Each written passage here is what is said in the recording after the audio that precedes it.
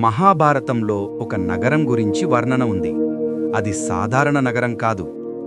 సముద్ర తీరంలో నిర్మించిన అద్భుతమైన అజేయమైన నగరం ద్వారక. శ్రీకృష్ణుడి రాజధాని, సంపదకు నిలయం, బంగారు కోటలు, విశాలమైన రాజమార్గాలు.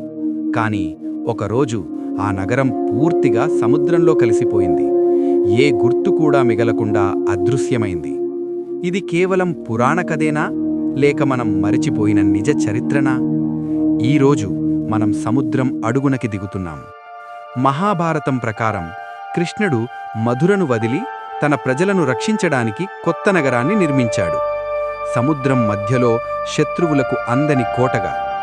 అక్కడ 900 రథాలు, 900 ఏనుగులు, లక్షలాది ప్రజలు జీవించేవారట. కాని కృష్ణుడు భూమిని విడిచిన తరువాత శాపం ప్రారంభమైంది. గాంధారి శాపం. 7 రోజుల్లో ఈ నగరం సముద్రంలో కలిసిపోతుంది. 7 రోజులు తరువాత నిశ్శబ్దం. శతాబ్దాల పాటు ఇదొక కథగానే మిగిలింది. 1980 వరకు గుజరాత్ తీరంలో డైవర్లు ఆశ్చర్యకరమైన దాన్ని చూశారు. సముద్రం అడుగున రాతి గోడలు, స్తంభాలు, ప్రణాళికాబద్ధ నిర్మాణాలు. పురావస్తు శాస్త్రవేత్త డాక్టర్ ఎస్ఆర్ రావ్ నేతృత్వంలో తవ్వకాలు ప్రారంభమయ్యాయి. మొదటి అంచనా క్రీస్తుపూర్వం 1500. కాని తరువాతి పరీక్షలు అందరినీ షాక్కి గురిచేశాయి. ఈ నిర్మాణాలు 7000 BCE లేదా అంతకంటే పురాతనమై ఉండొచ్చని సూచనలు. ఇది నిజంగా కృష్ణుడి ద్వారకనేనా?